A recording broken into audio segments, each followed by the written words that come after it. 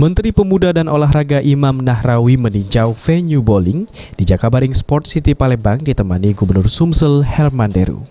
Dalam tinjauannya, Imam Nahrawi menyampaikan venue bowling di JSC Palembang ini mempunyai kualitas standar dunia. Oleh sebab itu, butuh pemeliharaan yang baik dari pihak pengelola, dalam hal ini butuh perhatian dari pemerintah provinsi.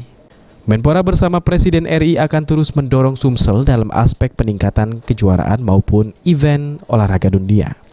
Karena Indonesia sudah mulai dikenal dunia pasca Asian Games yang dilaksanakan di Kota Palembang dan Jakarta pada 2018 lalu. Di mana dalam waktu dekat Kota Palembang, Sumsel kembali akan menjadi tuan rumah event olahraga Bowling World Cup 2019 pada November 2019 mendatang. Ini perlu menjadi perhatian dan membutuhkan persiapan yang lebih matang. Presiden Jokowi sebelum Asian Games dan bahkan jauh hari sebelum venue-venue itu dibangun dan direnovasi, beliau menginginkan venue yang sudah berstandar dunia internasional yang baik. Dan saya berterima kasih kepada Ibu Ketua Umum Bowling yang telah membawa pelatnas bowling itu di Jakabaring.